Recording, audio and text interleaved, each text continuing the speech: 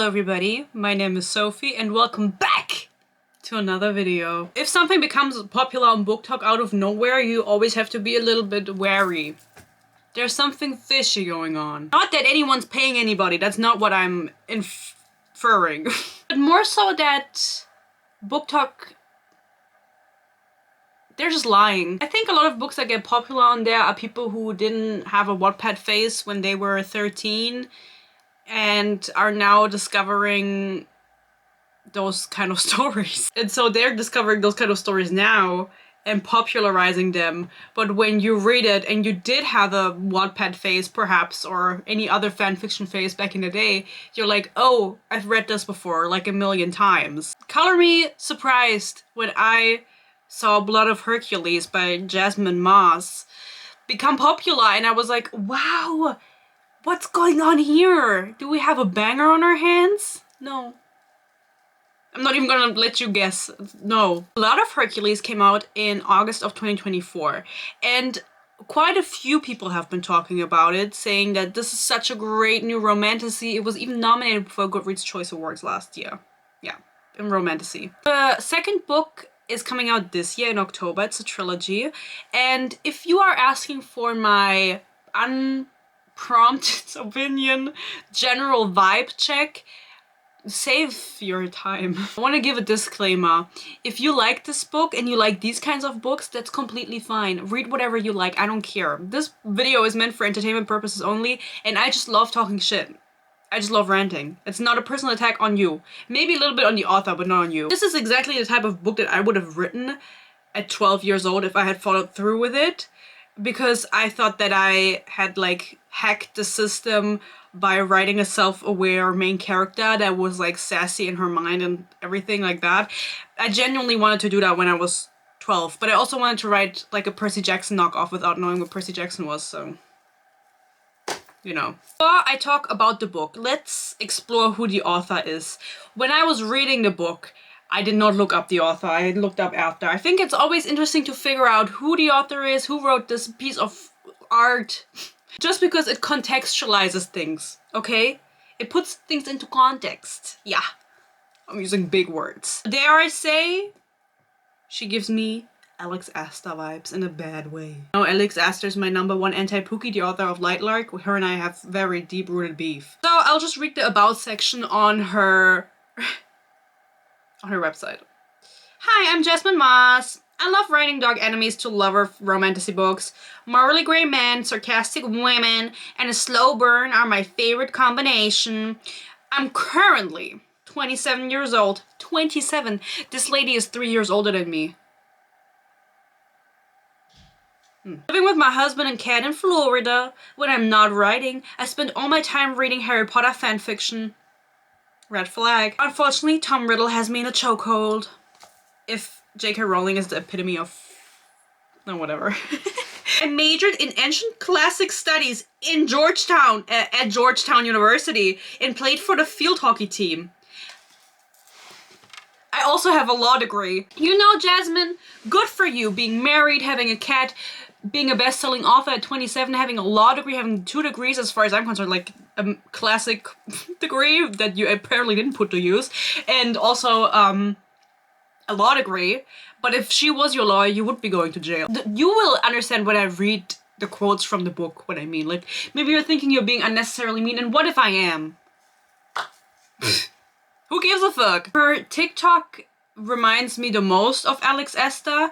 I'll show it to you guys. You have to watch for a second, okay? Because I'm too lazy to put it on the screen. I went on her TikTok and the last few TikToks all look like this. Wait, okay. This is her other series. Oh. Let's see that again. Okay, okay. Shut up! She pitches her next book with a quote of her choice. This has 23,000 likes. She goes, "What do you mean you can't see? Only your left eye is swollen. The 2 villains gape at the girl with heterochromia." I think she wrote that wrong, actually. "No," they gasp. You would have told us." "It wasn't your business," she whispers. "What did you just say, ... Girl, writing really isn't your strength. What did you just say? What kind of, like, just so you believe me, right? Like, why would you pitch, why would you pitch this scene and it's like weirdly written and then people in the comments were like, I don't get it. It's like, okay, you have a degree in law, but just because you have a degree in law doesn't mean you should be an author. Of course, this book was self-published at first. It now is traditionally published and it actually also exists in Germany. Why am I mentioning Germany? I'm German. That's why. So this is traditionally published with HarperCollins, I think. It was sold for a 7-figure deal. I don't even know how many figures that is. It was published traditionally in August. Sold for the deal in September and traditionally published by December. Do you think that any edits were done in that time frame in September it was sold, from September to December?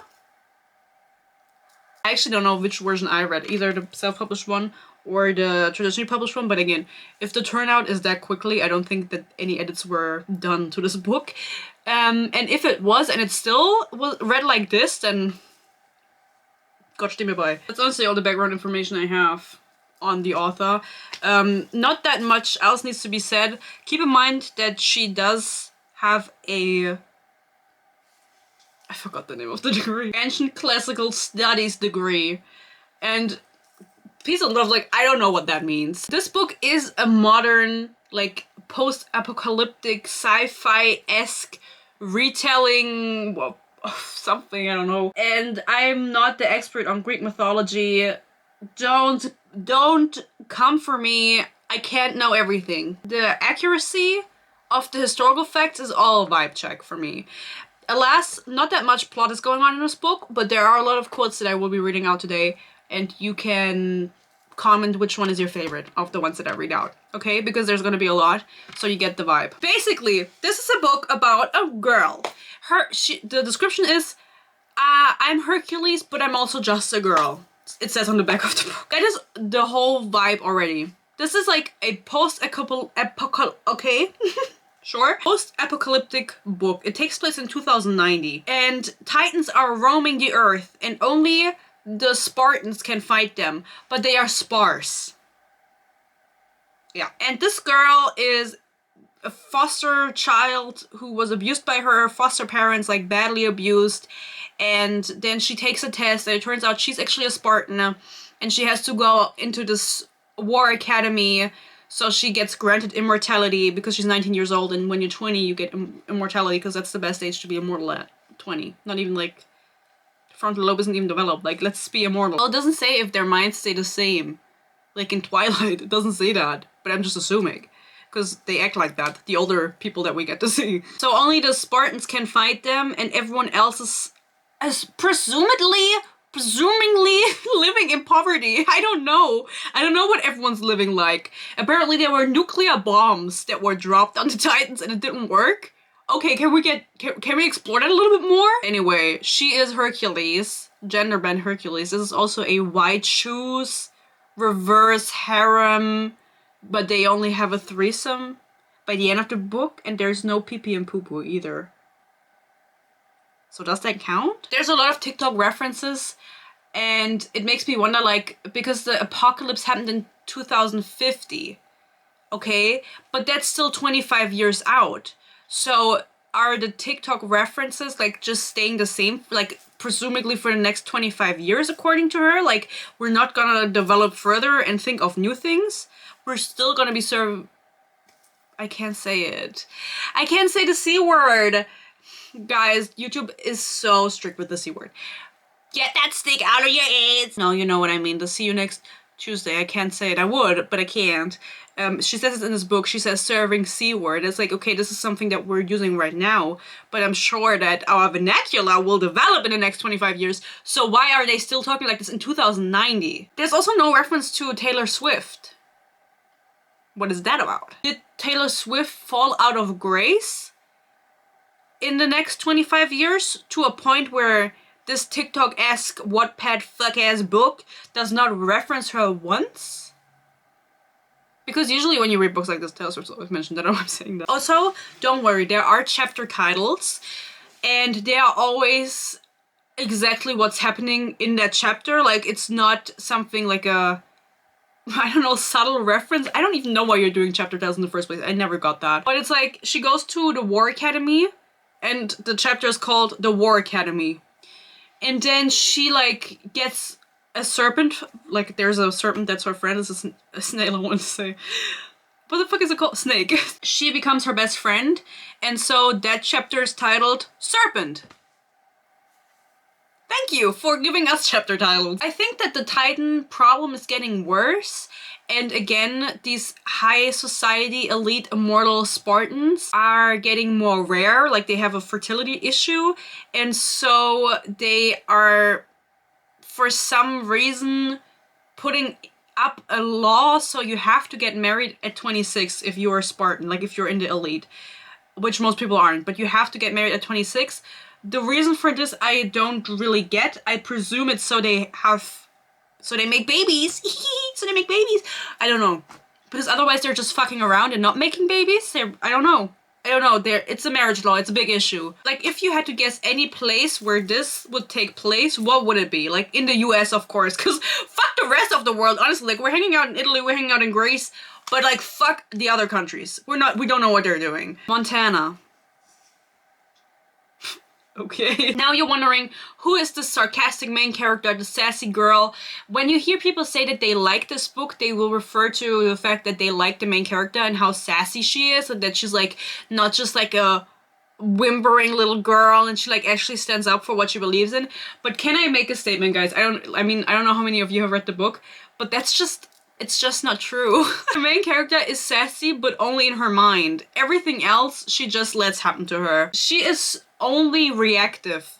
You know, she's not proactive. She never does anything out of her own motivation or because, you know, she never does anything. Everything that she does is because something else happened to her. So she's only reactive. And it's very infuriating to be reading a main character like that because nothing is happening. She's not doing anything. Sure, in her mind, she's being sassy and like self-aware and making like bantering around and stuff, but she's not saying any of that out loud because she's traumatized from her foster parents. So let's get to know our main character, Hercules, whose name is Alexis. But, you know, who cares? Actually, I'm gonna go pee first. We start at the beginning where she tells us about the state of the world, the economical and political state of the world that isn't really explained because I feel like it's just a really weak word. And then we get to see for a few chapters what her life was like growing up before she gets to the War Academy. Honestly, whatever. She thinks about her past life, or I wouldn't even call it she thinks about it. I would more so say that we get to see it with her. It's not like she's reminiscing about her old life. It's actual chapters that are leading up, right, to the present or whatever. So whenever I'm reading out these quotes, just understand that this is from the mind of a 10-year-old because right now she's 10. The Titans had arrived in the year 2050 and the world had crumbled. Kids at school called it apocalyptic core. I called it hell. No one knew where the human-esque immortal titans with razor-sharp teeth, black veins, long claws, and super speed came from, or why they tore humans apart for fun. Their existence was unfortunate if you wanted to live. In brackets, I didn't. Also, I want to point out, are we assuming that the Spartans, like if they're real in this world, and like the gods are also real, right? They exist. If they are real and they have superhuman powers, did they not exist back in the ancient times? Did they just now develop as a species? I don't know. Maybe she explained it, I just don't know. Alas, apocalyptic core is what this book is, of course. Core is used, I think, multiple times, or era at least is. And if you couldn't tell, she references the fact that she does not want to live. And this is super, super infuriating because she does it throughout the entire book. Something comes up, she's like, oh, this is gonna kill me finally. I don't want to live. Maybe I could do this to kill myself. But she never does it. She doesn't want to die. She just thinks it to be funny. It's not funny. Do you want to die or do you not want to die? There's no development for her. Her character is linear. It's reactive, it's linear. There's nothing happening. Nothing in the book ever switches up. for her to be like different. At the end of the book, she says fuck for the first time because she never swore. It's like, oh yeah, development, great. It's not like she's doing anything to help her die. You know what I mean? You know what I mean.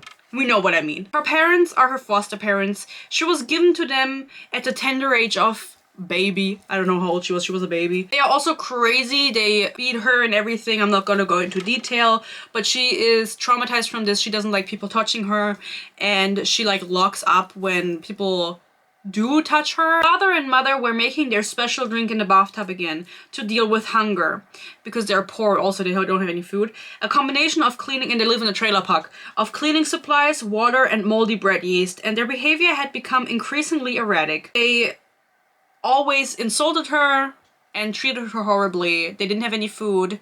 She was always made fun of at school also because she was dirty, and she just kind of you know, lives with this because she's a child, and what the fuck is she supposed to do?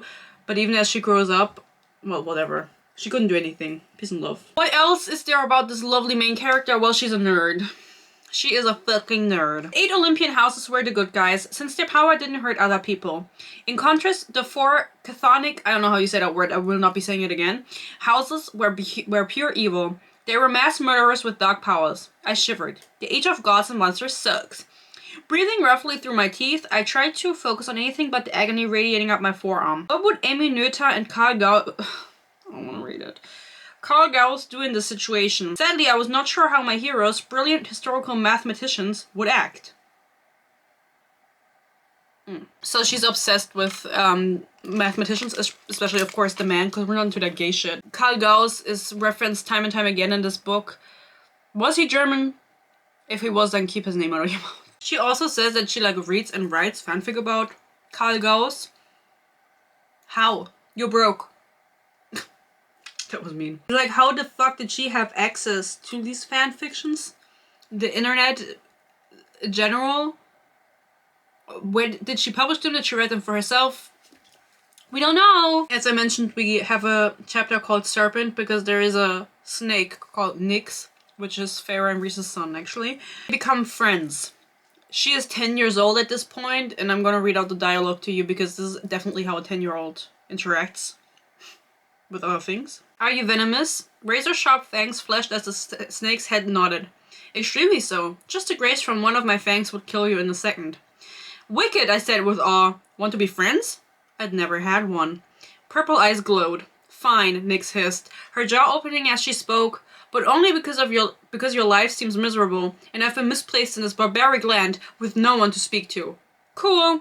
I reached out and patted her shiny head. Nyx snapped at the air with a click. Never touch me like that again, or I'll bite you to death, girl. I'm not a common dog. This is only a temporary arrangement. I laughed. She was funny. Nyx's only personality trait is that she's always there. First of all, she's invisible. No one can see her, no one can hear her. That's because this girl's power is speaking to sentient beings that no one else can understand. Anyway, always there, and the only comment she ever makes is, somebody's hot, or can I bite them and kill them? Very one-faceted, one-sided! One-sided is the word I was looking for. Her character is very, deep, right? Just like everyone's character is very deep. Everyone is, has one personality trait, and that's it, actually. Who would have thought? She is 10 years old at this point. She's fighting with her parents. She's getting beat. After a lifetime of pain, the brain learns how to suffer. I knew how to stay conscious through a beating. I'd had years to perfect my technique. The key was tensing your core buttocks, humming, and nihilism. Also, role-playing as a tortured 19th century musical prodigy in the imaginary throes of writing a violent opera helped. Who the fucks? Who the fucks? I lunged for the door to let her in, but father lunged with me. He dragged me back into the kitchen, in brackets, hell, and threw me toward mother, in brackets, a demon from said place.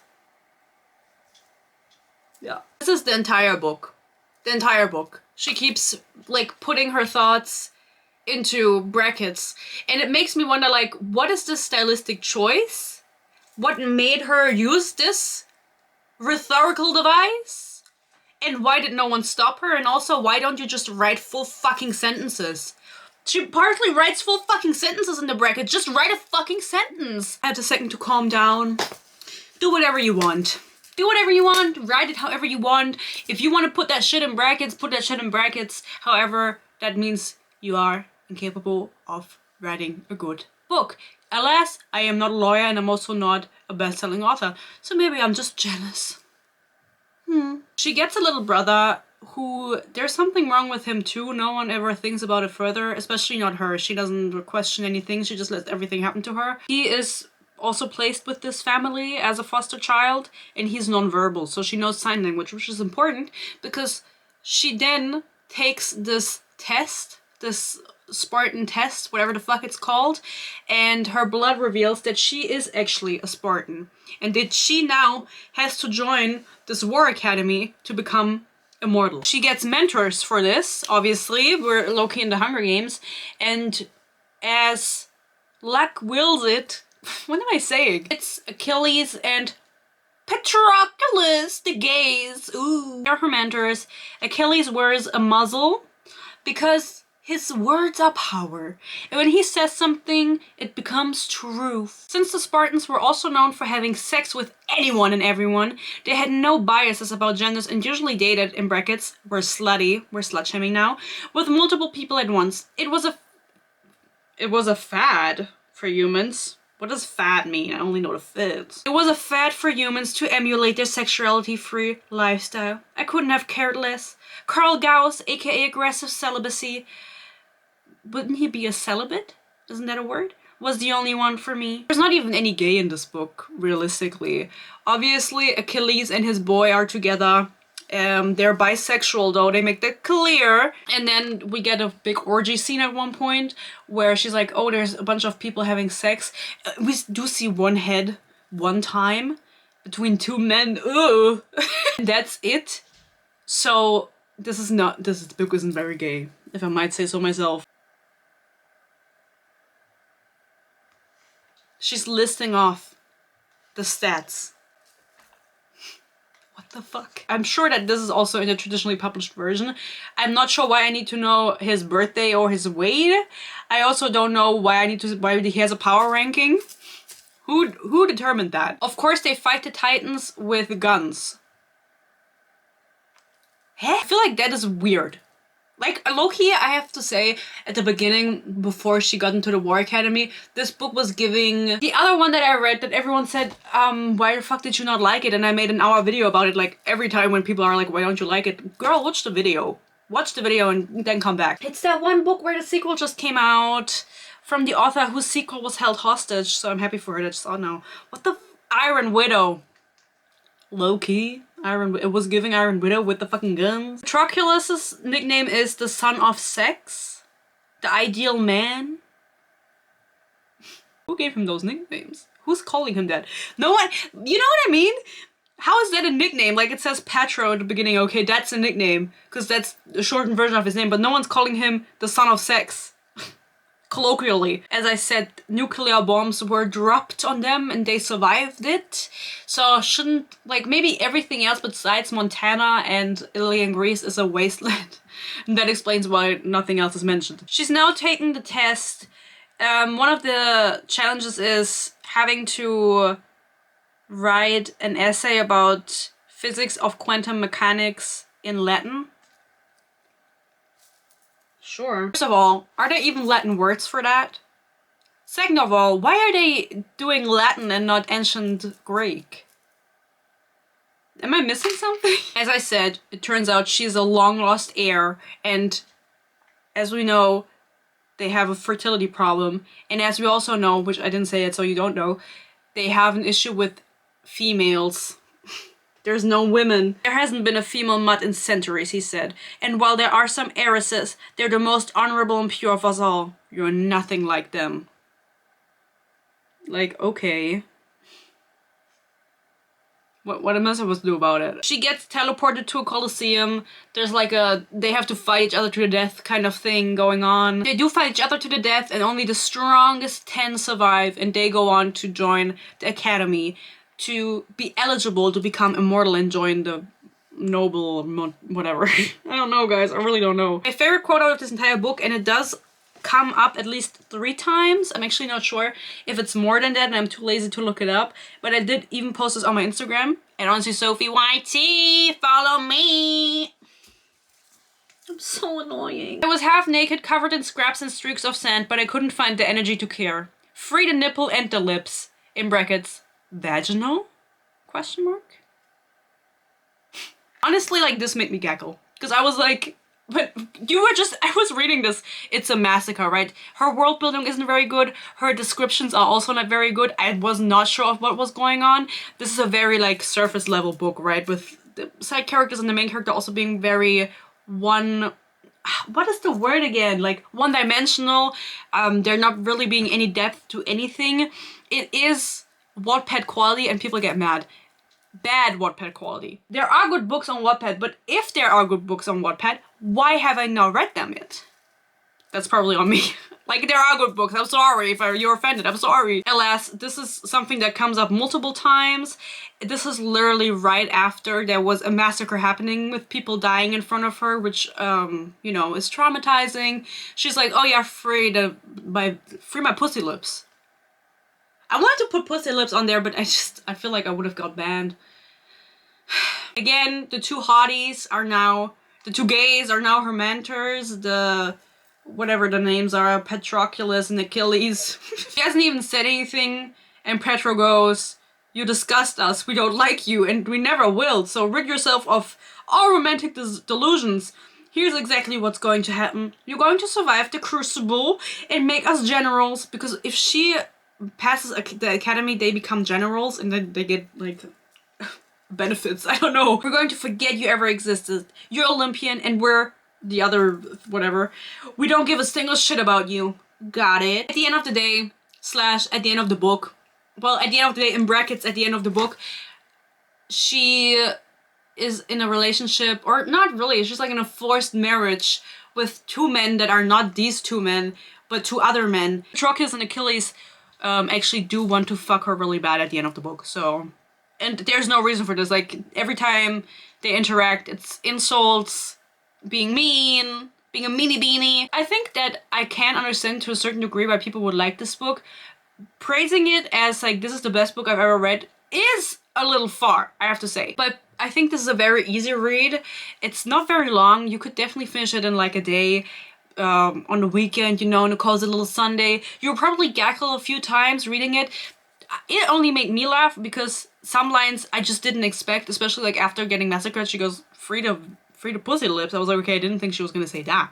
Like, that made me laugh. I also think, like, the vibe that this book gives is reading it when you have to get to your reading goal on Goodreads by the end of the year. Like, you're gonna read a book like this, you know what I mean? After this massacre, she gets taken to their house, the two men. If I say the two men, I just mean Achilles and the other dude. Gets taken to their house on Corfu, which I went to in the summer, so now you look real stupid, huh? She wakes up and goes, it had a masculine black headboard.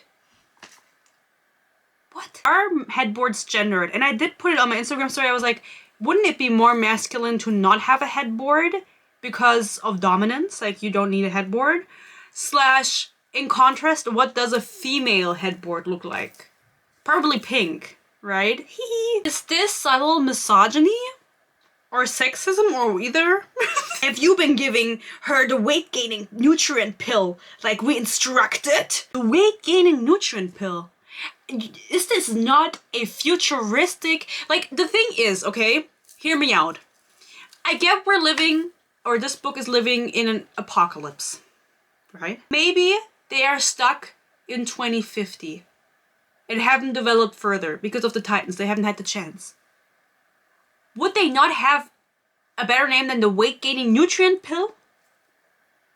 Could you not make it a little bit more eloquent? It's also the only time that this weight-gaining pill is mentioned. She never takes it again.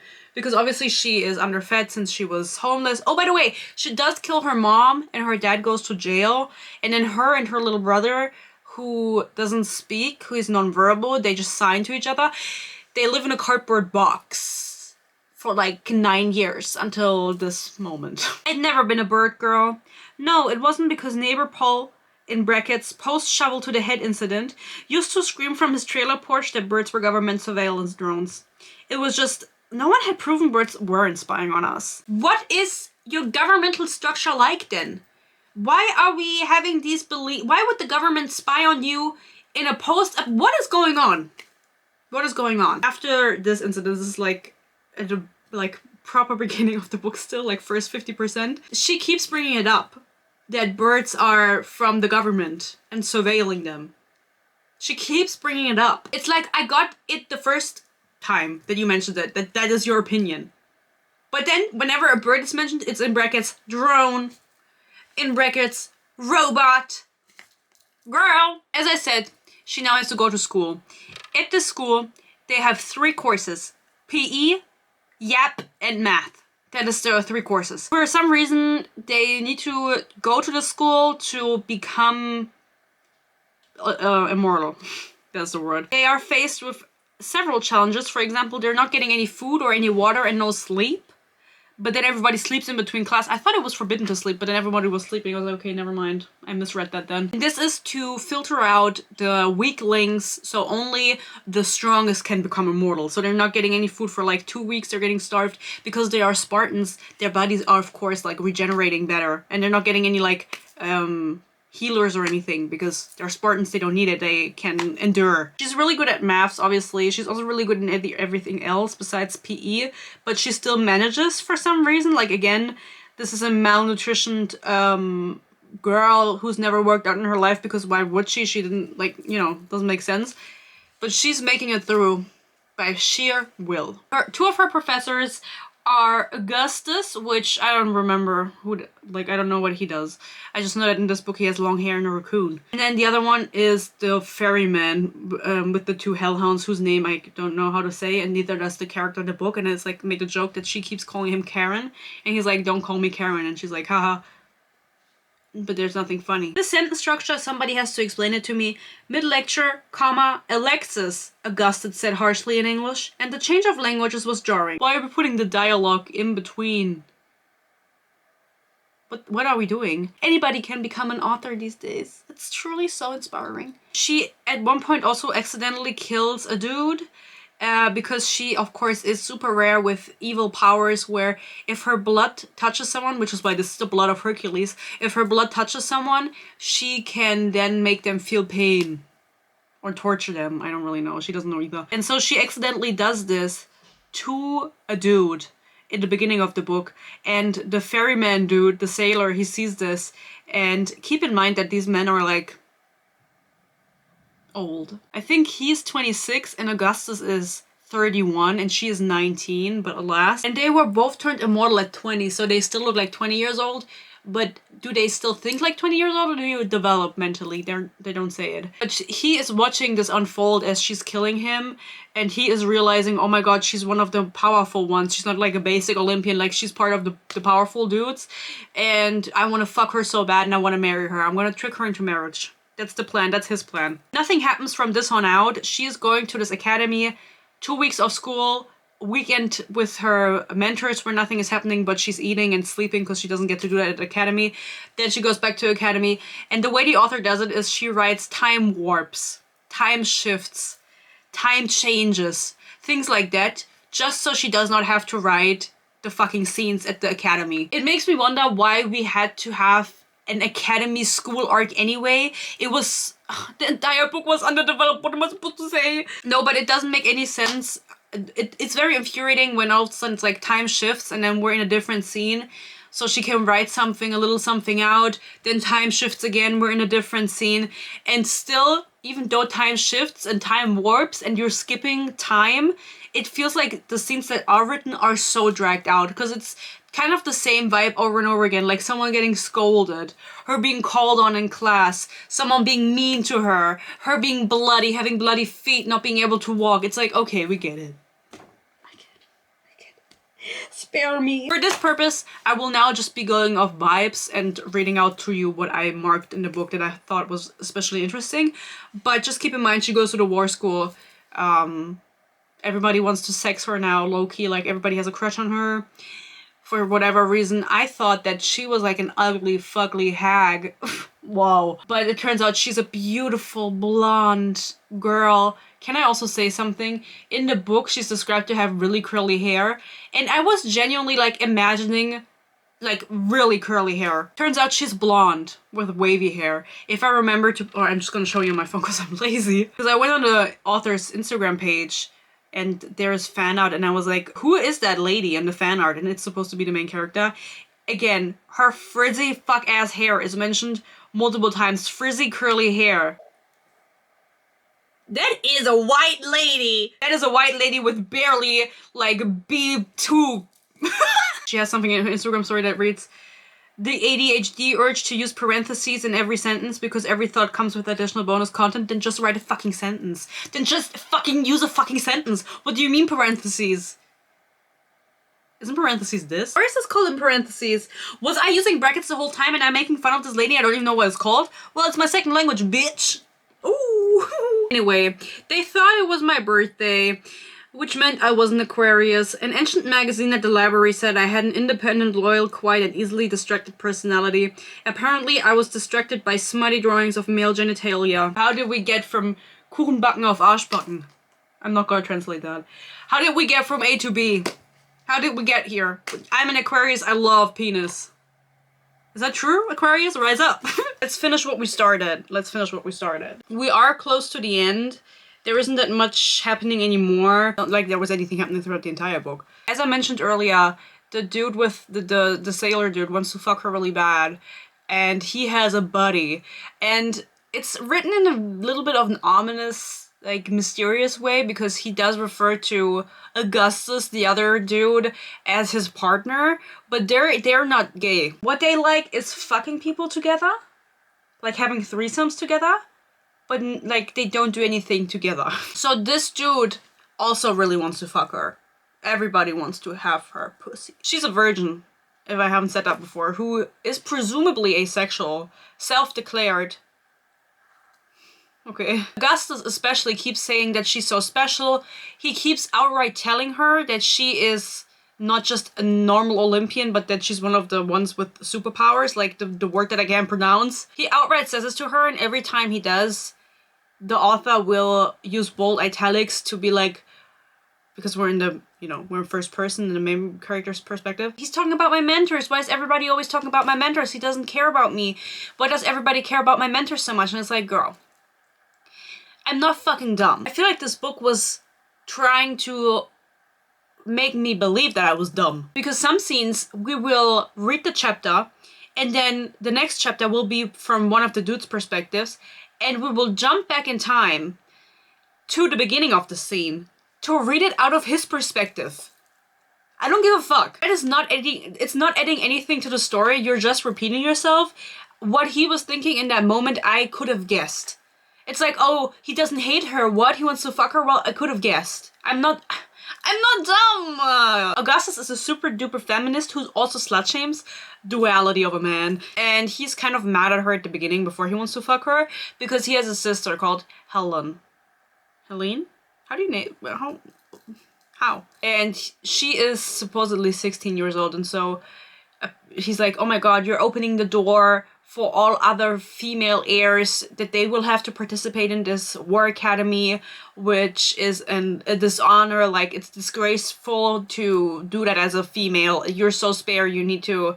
No, not spare. Sparse. You need to be at home and cook. Again, duality of a man. He's also like, I love women. I want to protect them. I'm the protector of all women. This is how she interacts with him. This is also her professor, right? And he's 31, she's 19. I bowed and face planted onto the floor. Like a beached whale, I said, with my cheeks pressed against the rocks. Don't worry, the tide will pull me back. I rolled to my side. Augustus looked worried. I made a whale sound. He did not make one back. This is why I don't talk to people. They never understand me. Augustus gripped my shoulder with painful tightness, and he didn't let go. You saved me? I whispered up at him. Surprisingly, long lashes fluttered. His expression softened. Fingers loosened. You saved Big Bertha, the humpback whale. He dropped me. I let out the cry, in parentheses, aquatic moan, of my people. It's so embarrassing and cringe. This entire book is so cringe. Did anyone... No, I don't want to be mean. Like, I was gonna say, did anyone read this and actually find it funny? This is not cringe. This is like, peace and love to my millennials, but like, I don't even know if millennials will find it funny now anymore, but like back in the day, like this was funny. Back in the day, not in 2024. That is too recent. I couldn't remember who walked away first. In parentheses, he did. Then just write, he walked away first. Why? What are we doing? Why are we making it more complicated? Are we getting onto a word count or what are we trying to do? But here, I was standing in front of enough food to feed a village. Eat the rich. Sometimes I cried in the water, sometimes I laughed, and once, in parentheses, 3 separate times, I flipped my curls over so I looked like a founding father and pretended to give a revolutionary speech. But each time my speech was too good, in parentheses, the town sheriff shot me for insurrection and I flailed dramatically in the shower, died, while my fellow rebels watched in horror. As I announced, I will only read out the best of the quotes, so you don't miss out. That's my girl. She made a sniffling noise. I'm so proud right now, ... This is the best day of my life. I knew you had it in you, bestie. Pussy power. Crush the patriarchy. Keeps getting worse somehow. She makes it, of course, through the entire War Academy, by the way. And I feel like it's so mean of her mentors to keep insulting her, and then at the end we're supposed to believe they have the biggest fucking crush on her, right? Patroclus and Achilles do want to fuck her in the end. Achilles doesn't speak, he has a muzzle on, so we just have to assume that he wants to fuck her. He's never talked to her, because they also assume that she does not know sign language, which she does, but he's never directly, like, spoken to her, but he does want to fuck her so bad. And it's not just like, I want to have sex with her because she's hot and then it's done with. No, like, they want to be with her. Like, they want to have her. You know what I mean? Like, they want to keep her in the basement. It's a little confusing to me because I don't know where that came from. They keep insulting her every time she comes to the house for the weekend, even though she made it through almost the entire fucking thing. And then it's like, can you say thank you? Alas, what else is happening? She realizes she has the power to speak to sentient beings. Like, she assumes that is her power. So that means that's why she can talk to her snake and no one else can. And she can also talk to sirens, which are a part of this book very briefly. When they go to an orgy, like, everybody starts fucking, and she obviously doesn't fuck anyone because she's presumably asexual until this moment. She instead plays cards with the sirens, and everybody's naked around her and everyone has big tits. Yeah. Nobody else can speak to the sirens. She accidentally kills one because, you know, she doesn't know she has another power that kills people. And then there is one dude that touches her, like just her thigh or something, and then the sailor kills him and sends his body parts to her as a gift. And he's like tricks her into marrying him, because in order to get married you have to send 3 gifts and they have to be accepted. And so he like tricks her by sending the body parts and hiding the actual gift that has to be given officially underneath it, because obviously she's not gonna fucking touch the things. Now I spoiled the ending. She's forcibly getting married to Augustus and the sailor. Alas, again, just to draw back to Augustus the super feminist, as I mentioned earlier, he loves women and he loves them so much he wants to protect them at all costs. Like, he is the spokesman for all women in the world. I love him. I wish he would take my autonomy. And he at one point goes, "She destroyed the sniffling pussy." So I wonder, like, if you were a feminist, like, would you still use pussy as an insult? Because like, I feel like that's kind of backwards. Like, why would we use pussy? Like, pussies are strong, you know, and we are feminists, so makes me kind of sad. I thought better of him. He has this long hair. Two-toned. He's gotta be a feminist. I was going to keep her and all the women under my charge safe, whether the fuck wanted it. Oh. Whether she fucking wanted it or not. So there you go. I wasn't making that up. Like, he's really serious. The key to surviving girlhood in an apocalypse was being adaptable and period cups. Nothing against period cups. Personally, I've never tried them. I've heard great things about them. But she makes it a point to say, like, I'm so starved. I've only had my period 3 times in my entire life. And then you talk about period cups? And that makes sense. Like, if I've had... Nay, it doesn't. Nay! No, she gasped. What happened? Give me all the tea. At one point, she also gets a protector because everyone has an animal protector, and for the sailor, it's the two dogs, the hellhounds, which she has two. So one of them is called Hell, the other one is called Hound, and I'm being serious. And then the Augustus dude, he has a raccoon. I don't know if there's any lore behind that, but if there's not, then that's a bold choice. And then she eventually, I don't know if in historical whatever, if Hercules had like an animal protector, but I didn't look it up either, and I don't care. I only know Hercules Disney movie. This is nothing like Hercules Disney movie. This is nothing like it. She actually bonds with like a dog that turns out to not be a dog. Like she, at the end, is like, he's growing and he's like dumb and nobody likes him, and he's like really strong and he doesn't even look like a dog anymore, so whatever. A Pegasus! Is he gonna be a Pegasus? Fuck the fucking world. Life's a biatch like that. Yes, I was in my emo era. Stay mentally calm. That's death, the key. My eye twitched. The key was death, killing myself before I had to go back. Then fucking do it! Not you. Don't kill yourself. Disclaimer. I mean this main character, because again, like, how many more times do I have to read about her wanting to die? And we're like almost done with the book. Shut the fuck up. She gets injured because, for whatever reason, at one point she does get kidnapped by her half-brother. Everyone is assuming that she is the daughter of Zeus. That's how I remember the Hercules Disney movie. She is the daughter of Zeus. And then it turns out she is actually the daughter of Hades and Persephone, don't fucking ask. And so she is obviously not the daughter of Zeus, which is a problem for not me, but for them it is. And so her presumed half-brother, because they think that he's her half-brother, but he isn't, is trying to kill her, and so he kidnaps her, and she almost gets killed by Titans, because remember, they are still a thing. And then she doesn't, and then she ends up marrying the two dudes. But at some point, that's just how the book goes, by the way. That's how the end goes. Like, she gets kidnapped, she makes it out, and then she marries the two dudes.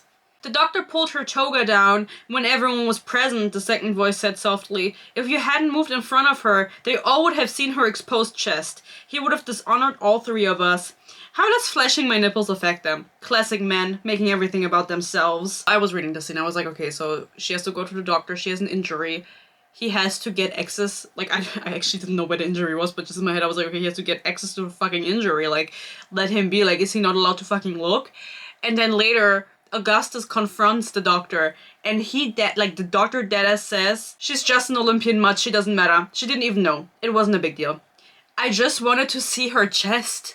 Just a glimpse. There are so few Spartan women. Was? You couldn't come up with anything better but making the fucking doctor go, I just wanted to see her tits. Eh? And then obviously he kills him because, like, who the fuck do you think you are? Augustus looked at me with an intense, worried expression, so I gave him a thumbs up to show that everything would be alright. His frown deepened, and I realized I was holding up my elbow, not my thumb. Awkward. It says awkward. That's not me. That's not my count. Asked Patroclus who him and Achilles are going to marry under the marriage law. He's like, are you dumb? I literally sucked his cock the other day and you watched. C-word. Absolute C-word. Served. I'm being silenced. Anyway, then this whole kidnapping happens. She reveals who she is, or it gets revealed who she is, and that she's going to marry the sailor and Augustus, and then they fuck. Well, not really. What they do is they get married, and it's like, you can't kiss the bride now, and then that apparently means you have to eat her out. This is the first sexual encounter she is having or has ever had. She's been attracted through these two men throughout the book. She now feels tricked by them, obviously, because they tricked her into marriage. She didn't know they were playing tricks. The only real, like, sexual thing that happens in this book, or spicy thing that happens, is this scene where, and it's not even like that, it's not even that good.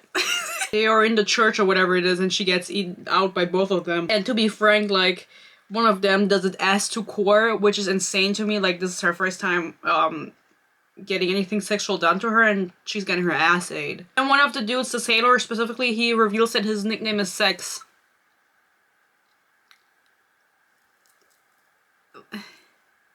Who calls you that? And this is like how it ends, and she's now a baddie and is like, I'm not gonna be taken advantage of. There were consequences to marrying a monster. They'd begun.